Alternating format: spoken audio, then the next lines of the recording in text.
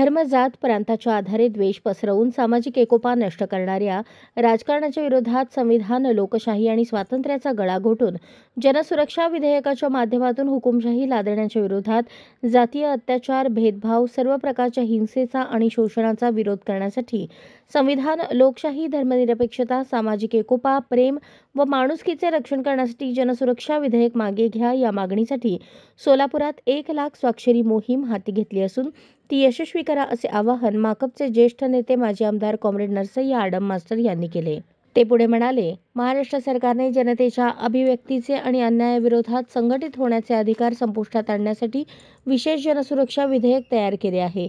सरकारचे हे विधेयक शहरी नक्षलवादाचा बिमोड करण्यासाठी आणण्यात आले असल्याचे सांगितले जात असले तरी प्रत्यक्षात जनतेचे ज्वलंत प्रश्न सोडवण्यासाठी संघर्ष करणाऱ्या सर्वच प्रामाणिक व्यक्ती व संघटनांचा आवाज दाबण्यासाठीच हे विधेयक आणले जात आहे. राज्यात, देशात धार्मिक द्वेषाच्या आधारे जनतेत दंगे भडकावून राजकीय पोळी भाजण्याचा प्रयत्न राष्ट्रीय स्वयंसेवक संघ, संघ परिवार आणि भाजपकडून सुरू आहे.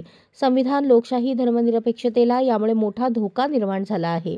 भाजप व संघ परिवार जातींमध्ये वेगवेगळ्या मुद्द्यांवर कलह निर्माण करून राज्याची सामाजिक वीण स्वार्थी राजकारणासाठी नष्ट करत आहे. ते आपल्या मनुवादी अजेंडा सर्व स्तरातून पुढे रेटत असल्याने जातीय अत्याचार, स्त्रियांवरील अत्याचार आणि शोषणात राज्यात वाढ झाली आहे. इतिहासाची द्वेषमूलक आणि चुकीची मांडणी करून सामाजिक एकोपा नासवण्याचे प्रयत्न या धर्मांध शक्तींकडून होत आहे.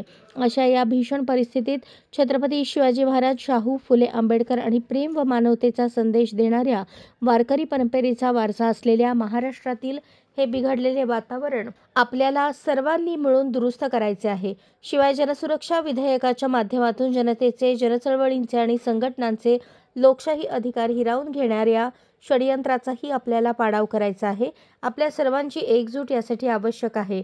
आपल्या या प्रयत्नांचा पाठिंबा म्हणून सोबत दिलेल्या कागदावर स्वाक्षरी करून आपण आपला पाठिंबा सदरच्या मागण्यांचा आणि विचारांचा व्यक्त करावा ही विनंती सर्वांना करत आहोत. राज्य सरकारने जनसुरक्षा विधेयक महाराष्ट्राच्या चळवळ प्रतिबंध करण्याकरता आणलेला आहे. त्याच्यावर हरकत घेण्याकरता 1 एप्रिल संध्याकाळी 6 वाजेपर्यंत वेळ दिलेला आहे.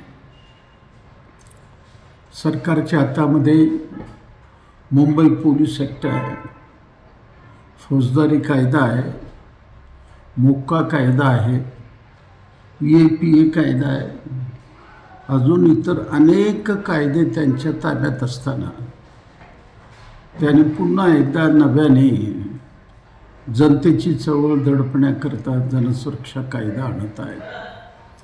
या कायद्यामध्ये 2 वर्षापासून 7 वर्षापर्यंतच्या शिक्षा आहेत. 2 लाखापासून 5 लाखापर्यंतचे दंड आहेत. इतकंच नाही, संपूर्ण जंगम मालमत्ता जप्त करणं,